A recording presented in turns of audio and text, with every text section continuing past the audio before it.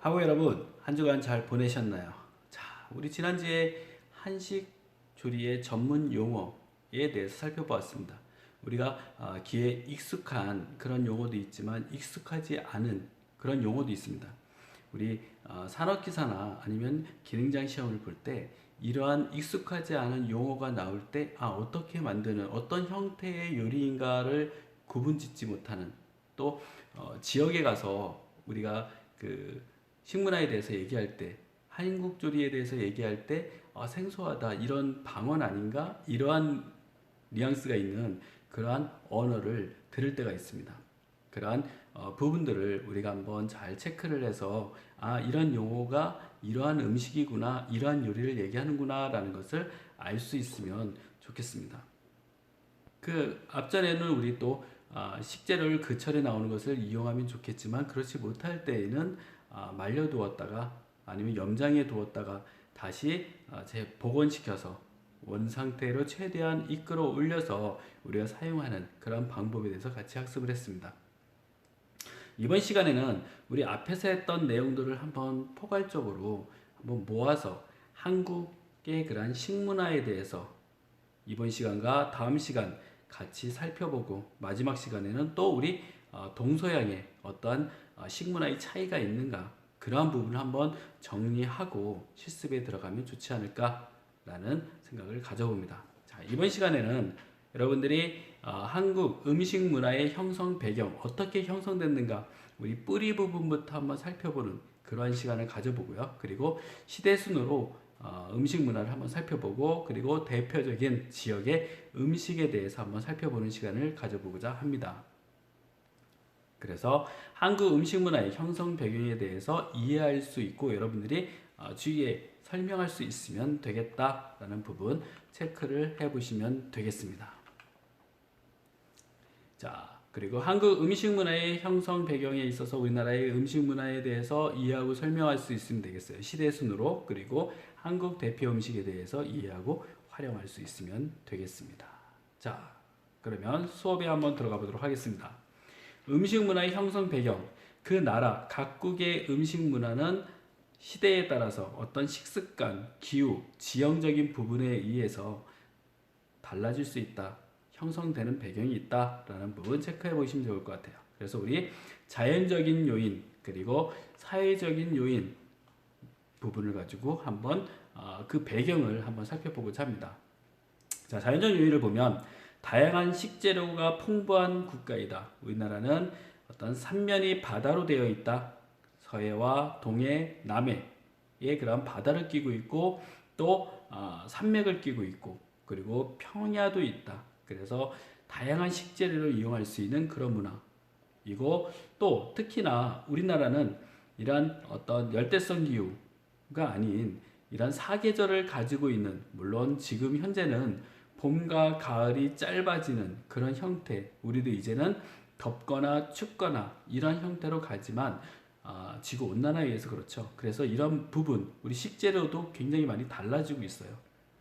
많이 잡히던 동해에서 많이 잡히던 오징어가 잘 잡히지 않고 남해로 서해에서 많이 잡히는 이런 형태들. 그래서 그 안에 그런 식재료들의 그런 우리가 사용할 수 있는 그런 범위는 조금 달라지고 있지만 이러한 봄, 여름, 가을, 겨울 사계절을 가지고 있는 그러한 국가로서 식재료가 다양하다라는 부분. 자, 자연적 요인 보면 삼면이 바다로 되어 있다. 국토의 약 70%가 산지이다. 사계절이 분명하다. 이런 부분의 특징 때문에 다양한 식재료를 이용할 수 있다라고 얘기를 하는 겁니다. 또 사회적 요인으로 보면 약 50만 년 전부터 한반도에 인류가 거주하기 시작해서 선사시대를 거쳐서 청동기 시대에 들어와서 벼의 농사가 시작되었다. 그리고 어패류를 주식으로 하던 그러한 문화에서 농산물을 주식으로 하는 시대로 전환되었다.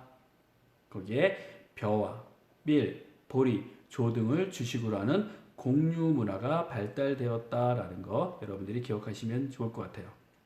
우리 보통 다른 그렇게 역사가 길지 않은 역사가 형성되는 그러한 문화가 형성되는 그러한 기간이 짧았던 국가에서는 이러한 긴 역사를 가지고 있는 그런 문화 거기에 또 음식 문화까지도 굉장히 주의 깊게 보고 굉장히 부러움을 사는 그러한 문화이다. 그래서 요즘 한류의 문화를 타고 한국 음식의 세계화, 물론 한국 음식의 세계화를 굉장히 모든 각계의 분야에서 국가에서 민간 기업에서 추진하고 있지만 그런 부분 쉽지 않다라는 부분도 굉장히 우리가 많이 경험을 했습니다. 그런 부분도 나중에 한번 살펴보는 시간을 가져보도록 하겠습니다. 자, 식문화의 역사를 보면 시대순으로 우리가 보면 고조선 시대, 삼국 시대를 살펴볼 수가 있습니다. BC 6000년 신석기인 문화에는 우리 고기를 잡거나 아니면 이런 목적 사냥을 해서 배를 부르게 했던 채웠던 그러한 시대이다. 그런 시대에서 BC 2000년에서 1500년에 넘어오면서 벼를 재배하기 시작했다. 그리고 거기에 이러한 가죽, 동물의 가죽을 이용을 하고 그리고 제천 의식이나 맥족이 형성되었다라고 보시면 되겠습니다. 거기에 고조선이 세워지면서 이제 하나의 국가로서 국가의 형태를 띠던 그러한 시대로 접어들면서 음식 문화가 발달하기 시작했다라는 것 여러분들이 기억해 두시면 좋을 것 같아요. 그리고 삼국시대에는 철기 문화가 유입됐다. 이제는 농기구를 이용할 수 있어요. 그럼으로써 우리 농경 문화의 그러한 어떤 기술력을 가지고 더 많은 수확물을 거두는 그러한 시대, 더 많은 그러한 수확물이 생김으로써 잉여되는 그러한 부분들을 서로 나누고 또 교환하는 그러면서 이러한 문화가 굉장히 발달되는 그러한 시대였다. 그래서 전통 식사의 기본 구조가 정립되는 그러한 시기가 삼국시대다. 삼국시대에는 쌀과 보리, 밀, 콩, 녹두 등을 재배했다고 알려지고 있습니다. 그리고 또 발효 기술을 이용한 그러한 기술을 우리가 집약해서 사용하던 이용하던 그러한 시대이다. 그래서 술을 담그고 장을 담그고 어패류나 채소를 절여서 사용하는 그런 기술이 보유되던 그러한 시대가 삼국시대이다. 또한 차문화가 시작되었던 그러한 시대가 또 삼국시대이다 라고 보시면 되겠어요. 그래서 음차문화 거기에 따라서 같이 차를 즐길 수 있는 닭이 부분이 또 발달되던 시기가 삼국시대이다 라고 보시면 되겠습니다. 그리고 고려시대, 조선시대에 넘어오게 되죠. 고려시대에는 권농정책으로 농업 성향의 고려 초기의 그런 문화에서는 채식 요리가 발달했다라고 여러분들이 기억하시면 되겠고요. 고려 후기로 넘어오면서 몽고족의 그러한 영향을 받으면서 육식을 즐겼고 소금, 엿, 설탕, 후추의 양념류를 사용했다. 그래서 우리나라의 조리법이 완성되는 시기, 개성 음식이 완성되는 시기가 고려시대였다라고 여러분들이 기억하시면 되겠어요. 자, 우리 음식 문화를 살펴볼 때 조선시대를 우리가 간과할 수 없습니다. 조선시대, 유교 숭배, 음차 문화가 쇠퇴되면서 거기에 또 술과 탕차류가 발달되던 시기가 조선시대다. 그리고 조선시대에는 다양한 음식에 대한 역사서, 조리서가 정립되던 그러한 시기였다. 그래서 상차림의 구성법이 정착되던 시기가 조선시대다. 그리고 또 주식과 부식이 구분이 되던 시기가 조선시대다. 그리고 일상식과 의례식, 궁중음식이 발달되었다라고 보시면 돼요. 그래서 조선시대 하면 우리 궁중음식, 한국 음식의 정수인 궁중음식이 형성된 그러한 시기가 조선시대다. 우리나라의 조리법이 완성된 것이 고려시대다라고 하면 이런 부분이 궁중음식으로 발달되던 최고의 절정에 이르던 시기가 조선시대다라고 보시면 될 것 같아요. 그래서 궁 안에는 조리의 그런 일반적인 수라를 담당하던 기미상궁, 주방상궁들이 있었고 주방상궁과 함께 이런 연회나 연찬에 있을 때 우리가 같이 음식을 대량으로 생산해낼 수 있는 남자조리사, 대령 숙주, 여러분들이 앞에서 같이 학습했던 내용들, 대령 숙주들에 의해서 이런 연찬이나 이런 대형 음식들이 발달되었다라고 해서 우리가 상차림 조선시대에 우리가 궁중 음식이 가장 발달했다, 한국 음식이 바로 발달했던 시기, 정착됐던 시기는 조선시대 후기에 이러한 전통 음식이 정착되었다라고 보시면 되겠습니다. 그리고 이런 대련 숙수는 앞에서 얘기했듯이 대령은 왕명을 기다린다, 숙수는 요리사, 왕명을 기다리는 요리사다. 그래서 어떤 계획이 사절단이 오거나 어떤 연애를 해야겠다라고 하면 이런 대령 숙수에게 어떤 명이 전달되어서 음식을 준비를 해서 우리가 즐겼다라고 보시면 돼요.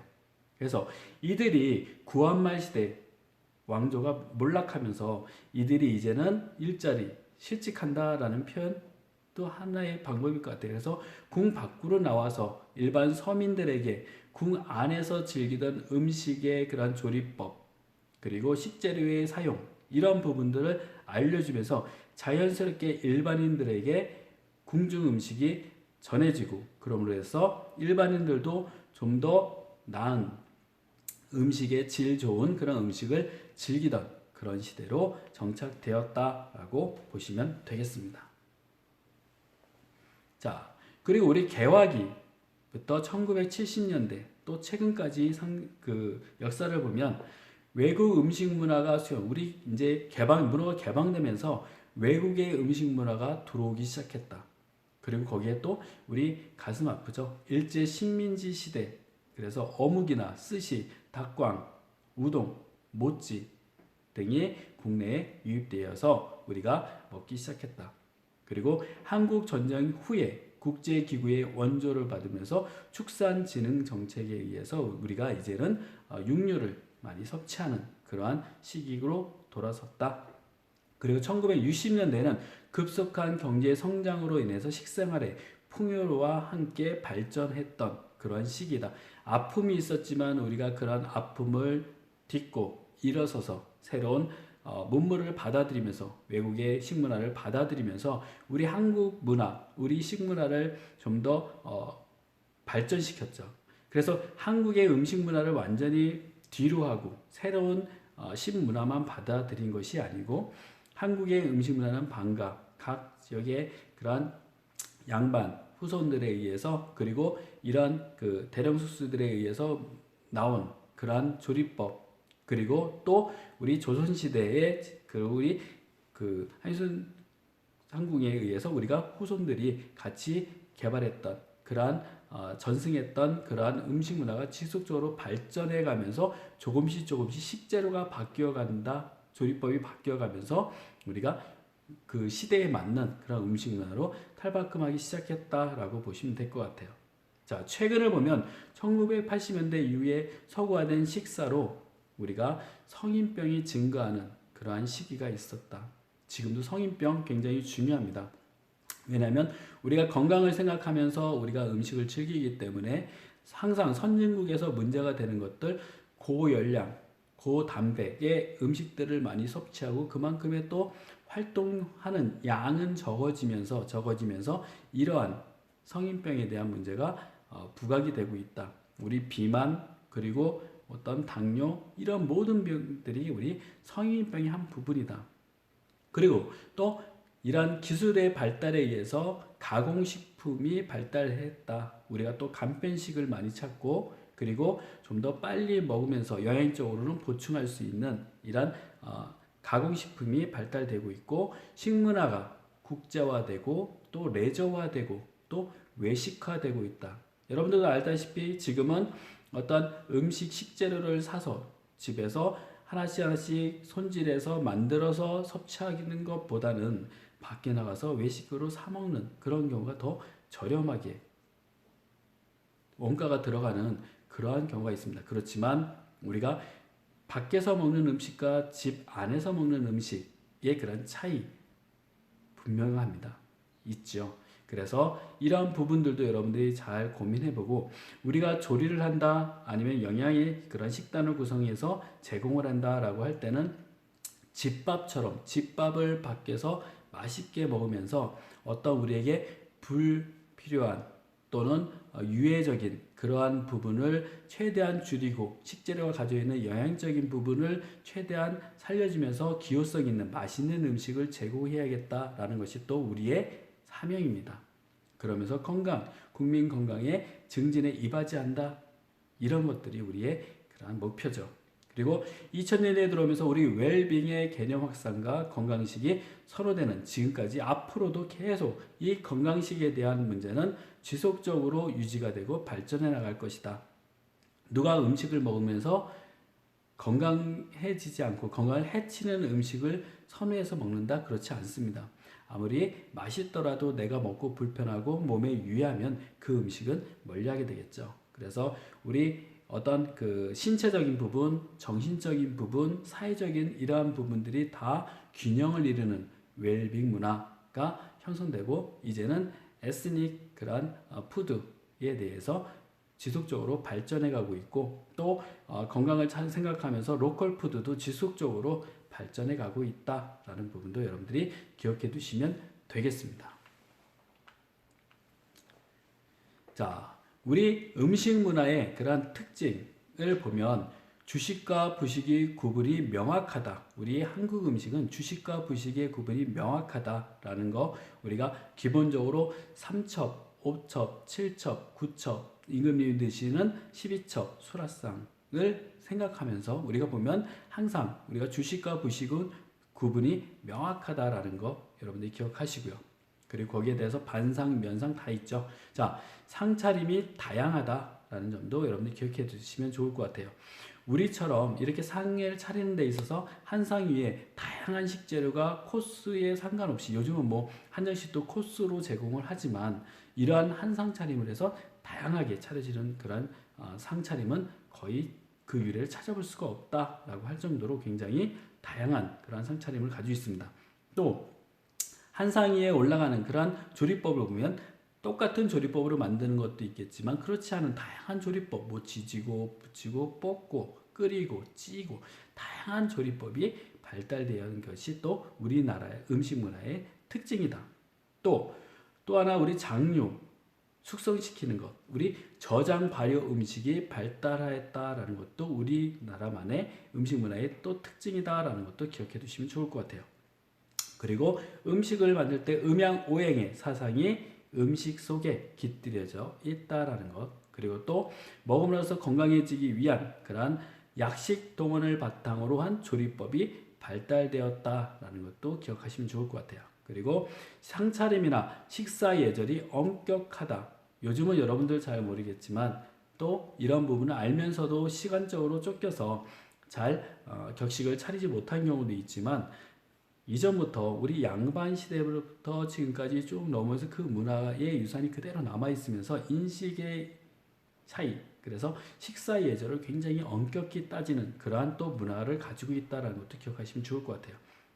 그리고 일상식과 구분해서 의례식, 시절식의 그런 풍습이 있다는 것, 또 공간 전개형의 상차림이 원칙이다라는 점도 여러분들이 기억해 두시면 되겠습니다. 자, 우리 앞에서 했던 내용들도 복합적으로 중복돼서 나오는 내용도 있지만 한번 우리가 정리하면서 한국의 식문화에 대해서 이해하는 시간이다라고 여러분들이 조금 마음 가볍게 접했으면 좋겠습니다. 자, 한국의 대표 음식을 보면 밥이나 죽, 떡이 있습니다. 자, 밥은 먹는 사람의 신분에 따라서 하층민은 끼니를 때운다. 여러분 끼니를 때운다 이런 얘기 많이 들어보셨죠? 일반 백성은 밥, 양반은 진지, 왕은 수라라고 불렀다.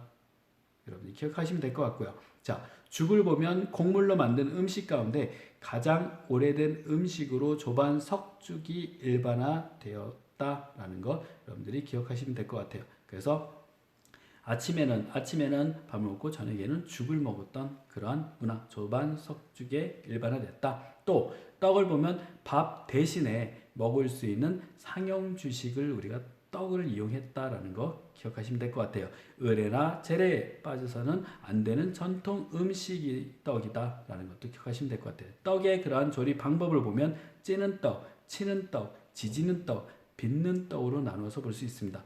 찌는 떡으로는 시루떡, 설기, 송편, 그 위에 그대로 찌어내는 거죠. 치는 떡은 절편이나 인절물이 쳐서 만드는 것들 우리 치는 떡이다 라고 얘기하고, 또 지지는 거, 기름에 지지는 떡은 화전이나 주악, 붓구미 등이 속할 수 있다. 또 우리가 손으로 모양을 내서 빚어서 만드는 것들, 그런 떡을 단자, 경단 등이 있다라는 것도 기억하시기 바랍니다. 그리고 여기에 또 우리 보통 보면 떡을 만들 때 보면 뭐 여러 가지가 있죠. 우리가 삶기, 끓이기, 또 중탕, 뜸들이기, 거기에 고우기, 쑥기 등 다양한 조리법을 이용하고 있다라는 것도 기억하시면 되겠습니다. 자, 다음은 우리 면. 저는 면을 좋아하는데 또 여러분들은 면을 좋아하는지 어떤지 모르겠습니다. 저는 면을 굉장히 면이 밀가루 음식이 좋지 않다라고 얘기하는데도 저는 면이 참 친근해요. 자, 면은 밥의 대응식이다. 그래서 면 요리는 생일이나 혼인, 회갑 등의 잔치 때 손님 접대 시에 주식으로 했다. 그래서 우리 잔치국수 여러분들이 들어보셨을 거예요. 국수, 냉면, 만두 등이 대표적이다. 그리고 만두는 절식으로도 자리를 잡았고, 정월에는 떡국과 함께 차례상에 올려서 재래 음식으로도 일반화되었다라는 거 기억하시면 될 것 같아요. 자, 국. 한식에서 가장 기본이 돼요. 우리 밥과 국은 항상 붙어 다녀요. 따라다닙니다. 요즘은 또 국을 식사를 하면서 수분을 많이 섭취하면, 국물을 많이 섭취하면 또 위에 부담이 되고 안 좋다라고 해서 국을 또 잘 안 드시는 경우도 있지만, 연세가 많으신 분들 보면 항상 밥이 있으면 국이 있어야 되는 것이 가장 기본적인 그런 우리 음식 상차림의 세팅이다 라고 보실 수도 있어요. 국에다 밥을 만 음식을 탕반 또는 장국밥이다 라고 얘기를 합니다. 우리 국밥을 생각하시면 될 것 같아요. 자, 그리고 너비아니가 있습니다. 맥적이라고도 얘기해요. 쇠고기를 얇게 점여서 가진 양념에 재운 후에 석쇠를 이용해서 숯불에서 굽는 음식을 우리 너비아니다 라고 얘기를 합니다. 자, 비빔밥. 비빔밥은 앞에서도 얘기했었죠. 골동반이라고도 한다. 골동은 여러 재료가 고루 섞여 있는 밥을 우리가 골동이다 라고 한다는 거 기억하시면 되겠고요. 골동은 여러 재료가 고루 섞여 있고, 대표적인 거 전주 비빔밥, 그리고 진주 비빔밥, 안동 헛제사밥이 있다. 전주 비빔밥은 우리 콩나물과 같은 오래 묵은 간장과 고추장을 같이 비벼서 먹는 것이 또 별미이다. 그리고 진주 비빔밥의 특징은 여러 가지 나물에 화반이라는 하고 여기에 육회가 들어가는 것이 또 특징이에요. 그리고 또 이런 전류를 붙여서 같이 먹는 그런 형태, 면에도 그렇게 해서 먹더라고요. 이러한 특징적인 그런 지역의 문화를 가지고 있다. 안동 헛제사밥은 제사상에 올리는 각종 나물을 밥에 넣고 비벼 먹는 것으로 제사를 지내고, 우리 지내지 않고 나서 만들었다 해서 우리가 헛제사밥이다 라고 불렸다고 얘기를 합니다. 그래서 제사를 드리고 우리가 남은 것을 비워 먹는 것은 제사밥이겠죠. 그렇지만 이런 것을 제사 올리지 않고 내가 그 밥을 만들어서 먹고 싶어요. 그럴 때 제사 드리지 않고 그냥 비벼서 먹는 밥이 안동 헛제사밥이다 라는 것도 여러분들이 기억을 해두시면 좋을 것 같습니다. 자, 그리고 구절판, 빈대떡 했었죠. 구절판은 원래 9칸으로 나눠진 그릇을 의미한다. 9가지의 그러한 재료를 나누어서 컬러를 유지하면서 모양 좋게 싸서 밀감에 싸서 먹는 그러한 요리이다. 자, 5색의 화려함과 다채로운 음식으로 교자상이나 주안상에 주로 전체 요리로 이용을 하고 있다. 우리나라에서는 예부터 굴을 재수가 좋은 숫자라고 여겼어요. 그래서 구절판의 굴은 모두 갖추었다, 완전하다라는 의미를 가지고 있다라는 것도 기억하시면 될 것 같아요. 빈대떡은 녹두를 물에 불렸다가 맷돌에 갈아 붙인 것을 우리가 빈대떡이다라고 얘기를 합니다. 장을 보면 고추장, 된장, 간장, 우리의 대표적인 장류죠. 곡물로 만든 조미료를 통틀어서 장이라고 해요. 자, 두장과 육장을 보면 두장은 콩을 발효시켜서 만들어낸 발효식품이다. 우리 조상이 만들어낸 고유 음식이고 그 종류에는 된장, 간장, 청국장이 있다. 자, 육장과 어장을 보면 육고기나 생선 등을 발효시켜서 만든 장으로 주로 중국에서 발달되어서 우리 국내에서도 유입되면서 우리가 이용했던 그런 장이다라는 것도 기억하시면 좋을 것 같아요. 우리 동남아에 가면 또 민물 생선으로 담근 그런 장도 다양하게 소스로 만들어 사용하죠. 우리나라에서도 중국에서 들어온 그런 문화가 우리 장문화를 같이 발달되었다라는 것도 기억하시면 되겠습니다. 자, 김치, 채소류를 소금에 절이거나 장, 초, 향신료 등과 섞어 두어서 새로운 맛과 향을 입혀서 생기도록 만들어내는 그런 발효식품이다. 그래서 채소를 소금물에 절인다 해서 침채라고도 얘기를 합니다. 우리 김치 냉장고 여러분 들어보셨겠죠? 자, 우리나라 전통의 김치는 간장, 소금 등으로 간을 해서 만드는 것이 일반적이었으나 16세기경에 일본을 거쳐 우리나라에 들어온 고추를 김치에 넣기 시작했다. 그래서 보편적으로 사용되기 시작한 것은 18세기 이후에 우리가 고추를 대표적으로 넣은 그런 김치를 즐겼다라고 보시면 되겠습니다. 자, 장아찌는 다양하게 만들어 놓고 오래 보관하면서 그때그때 곁들여서 먹을 수가 있기 때문에 장아찌도 굉장히 연세 드신 분들은 좋아해요. 그리고 요즘은 젊은 분들은, 우리 젊은 층들은 이런 장아찌의 염도 때문에 잘 먹지 않지만, 그렇기 때문에 보관력은 좀 떨어지더라도 염도를 좀 낮춰서 간간하게 만들어 놓은 그러한 장류를 요즘 많이 내놓고 있습니다. 장아찌는 채소를 간장, 고추장, 된장 등에 넣어 저장해 두었다가 그 재료가 귀한 철에 먹는 찬으로 장과라고도 합니다. 오이, 무 등을 잘게 썰어서 절여서 물기를 뺀 다음에, 물기를 빼지 않으면 부패되기 때문에 그렇습니다. 그래서 양념해서 볶는 장과를 갑장과, 숙장과라고도 하고 오래 저장하지 않고 빨리 먹는 것이 특징이다라는 것도 기억하시면 되겠어요. 자, 젓갈은 쉽게 보면 어패를 소금에 절여서 우리 저장식품으로 사용을 하면서 먹었다. 그래서 새우젓, 멸치젓, 오징어젓, 명란젓, 창란젓, 어리굴젓 등이 대부분입니다. 어리굴젓 같은 경우는 바로 버무려서 단기간에 먹는 그런 대표적인 그런 젓갈류이다라는 것도 굴로 담그는 그런 젓갈이다라는 것도 보시면 될 것 같아요. 자, 식혜를 보면 어패류를 곡물과 엿기름을 섞어서 고춧가루, 파, 마늘, 소금 등으로 양념해서 만든 저장 발효 음식으로 가자미 식혜, 동태 식혜, 도루묵 식혜 등이 있다라는 것도 여러분들이 사진을 보면서 기억하시면 되겠습니다.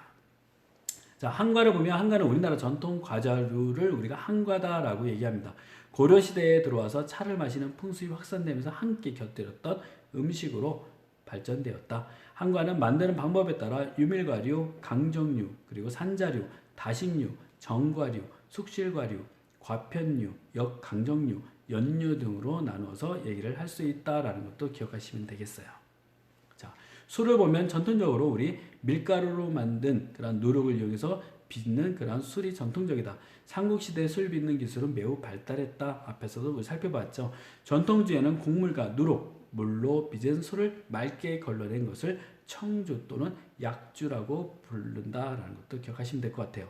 그리고 또 이 청주를 걸러내고 남은 술에 물을 보태서 주물러서 걸러낸 술, 우리가 탁주다, 좀 탁하게 나온 맑지 않은 그런 술을 탁주다라고 얘기를 합니다. 우리 자주 즐기는 소주는 일단 빚은 술을 증류시켜서 만든 것이다라는 걸 기억하시면 돼요. 그래서 증류주의다. 그 외에 향료를 이용해서 빚은 가향주, 과실을 이용한 가실주 등이 있다라는 것도 기억하시면 될 것 같아요. 그래서 우리 안동소주, 우리 유명하죠. 이러한 술을 보면 증류시켜서 만든 그러한 술이다. 우리가 일반적으로 먹는 소주, 우리가 지금 현재 병에 담아서 쉽게 우리가 일반적으로 먹는 소주는 증류시켰다라기보다는 여러 가지의 그러한 혼합된 그러한 술이다. 그래서 이런 혼합된 술보다는 이를 증류시킨 그러한 술이 훨씬 몸에는 이롭다. 그러지만 굉장히 독하다라는 것도 여러분들이 기억하시면 되겠습니다. 자, 음청류 보면 술을 제외한 그러한 기호성 전통 음료를 우리가 음청류이다라고 얘기합니다. 그래서 건지를 띄운 화채류, 단맛을 낸 수성과 꿀물에 떡을 띄운 원소병, 쌀이나 곡물을 쪄서 말려서 볶은 가루를 꿀물에 타서 마시는 미수 등이 있다라는 것도 기억하시면 되겠어요. 자, 정리해보면 음식 문화를 보면 삼면이 바다이고 사계절이 분명해서 다양한 식재료를 이용했다.